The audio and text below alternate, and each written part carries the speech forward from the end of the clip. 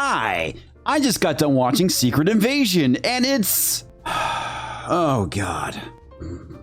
Boring and stupid. And it's stupid not in the usual sense that it's stupid because it's stupid and incompetently written. The general conundrum of the situation is that the Skrulls have been on Earth for 30 plus years at this point, and Carol Danvers and Nick Fury promised to get them a new home, which they promptly fucked off and did something else and left the Skrulls to their own devices. You would think that in the last 30 years that Carol Danvers and Nick Fury would pencil it into their busy schedule to find the Skrulls a new place to live rather than Earth, but apparently that's not the case. Or at the very least, find someone to handle it for them, which is also not the case.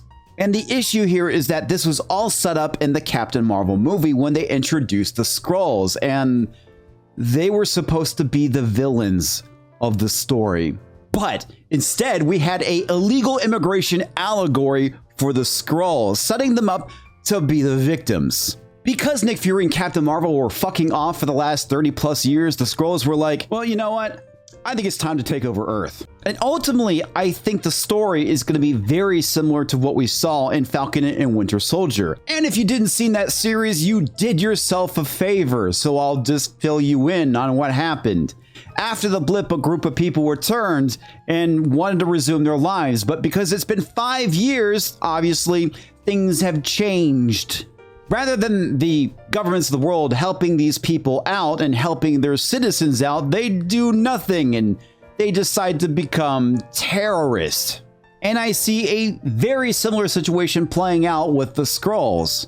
Another reoccurring theme that we're seeing throughout the MCU, or at least the D+ series, is this idea of trauma, personal trauma. And we see this embodied in Nick Fury. That's like the last thing I want to see is Nick Fury coping with being erased. It's like these writers and showrunners don't know how to do anything else other than deal with trauma, personal trauma. And it's probably because these people don't know anything else other than that. That's the only thing that they've experienced in their lives is some sort of personal trauma. And therefore they have to write it in everything now, rather than using their imagination and making something that is entertaining. Nick Fury is made from sterner stuff and should know how to deal with these types of things. I'm sure he encountered them through the majority of his career as a spy. There are lots of different things that they could have actually leaned into for Nick Fury. Sam Jackson has been playing the character for damn near 20 years. And they could make it about him not being as physically capable as he was when he was younger, and it being very apparent when he's actually in the field. However, his mind is still sharp and he's still able to outthink his opponents. Ultimately, what they've done is they've cucked Nick Fury, and it's embarrassing. And I get the feeling that Nick Fury is basically kind of done with Marvel because his performance just seems phoned in. And on top of that, they don't make Nick Fury look like Nick Fury. He doesn't even have his eye patch. I guess he has some sort of cybernetic eye now, and they have him with this big gray beard and a knitted cap and wearing a pea coat. He looks more like Captain Ahab than Nick Fury. He looks like he should be on an episode of Deadliest Catch, not Secret Invasion. Some tropes in Hollywood work and some don't. The one that always drives me the craziest the most, because I'm a gun owner, is the trope of when somebody draws their gun, they go and chamber around. And this is what Agent Ross does at the very beginning of the episode. Do you really think an agent in the field would walk around without a loaded gun? They do this because it looks cool. They go and draw their gun and you get that clickety-clack sound as they go and rack the slide. But in reality, no police officer or secret agent or FBI agent would go and do this. Why would they carry a gun without a round in the chamber? It's dangerous for them. The devil is in the details, and it's little things like this that make something more believable. And when you notice it, you really notice it. There are other things in this show that just look dumb. Agent Ross is meeting with another secret agent out in the field in Russia named Prescott. Prescott has been investigating what is going on with the Skrulls and finds out that Agent Ross is a Skrull and tries to strangle him. But he is shot. The issue is that when Ross pushes him off, his hands are empty. There's no gun in one hand. And how did he manage to shoot him through the arm, by the way, which kills him? Sure, there's shock and all that, but the likelihood of him dying from a shoulder wound is unlikely. But the larger issue here is that there's no gun in Ross's hand. How did he shoot him? Let alone pull the gun during the struggle, which they could have shown, but didn't.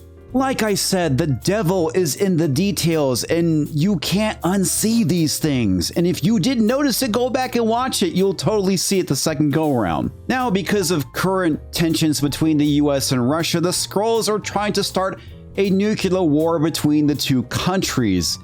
And it is specifically pointed out that the Skrulls are immune to radiation, which is why they could pull that off and not have to worry about the planet being decimated, despite the fact that the planet would be decimated and they would be living on a dead planet at that point. And trust me, it makes more sense if you simply don't think about it, because that's what they expect you to do.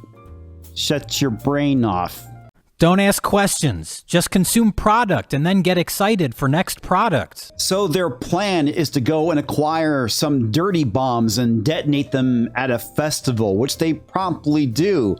But the issue is that these bombs are more like car bombs than dirty bombs. I want to say that a dirty bomb could at least take out a good chunk of a city, and they had 3 or 5. I don't know, explosions just kept going off. If they wanted to start a nuclear war between the United States and Russia, why would they go and bomb some sort of festival in Moscow? That makes absolutely no sense. Don't ask questions. And I doubt it will. The other problem I have is that, like I said, this show seems to be done pretty cheaply. It's very apparent by the end scene credits, because normally Marvel is known for having really good end scene credits, and it's just white text on a black background.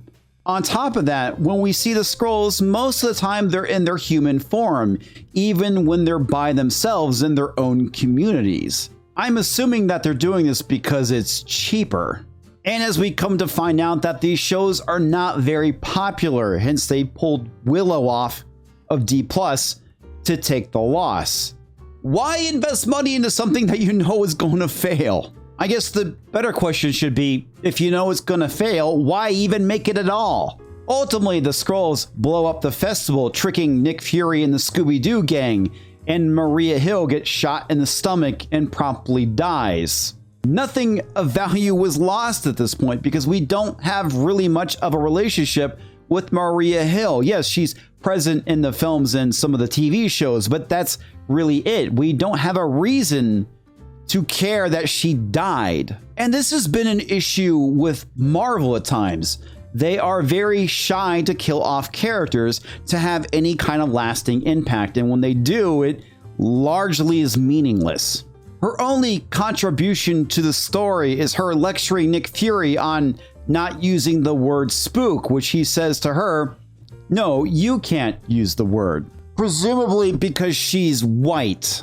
And for those of you who don't know the connotations around the word spook, it is slang for a spy, but also in the 1950s, it was a slur for black people. And this is something that I think most people probably don't know, but yet they're making it an issue in 2023. 2023 is stupid. Overall, the problem with the show is it is largely uninteresting and boring and just makes a lot of stupid mistakes, like I've pointed out. And honestly, if we were to get a Nick Fury movie or show back in Phase 1, I think there would be a lot more impact and interest in it. It would be nice to see Nick Fury being a spy when he's in his prime, and not a doddering old man traumatized by the blip. Now, I pointed this same thing out in my Craven trailer review, where I talk about how I just want to see the superhero genre die, and it can't die fast enough. Superhero fatigue is very real, but in reality, the reason why it's real is because it's simply become bad. bad storytelling, bad CG, bad writing. That's why this genre is dying. And like I said, it can't die fast enough because I have to keep talking about it for the grift, obviously. If you enjoy my content, go and check out my Craven trailer review. I'll catch you next time.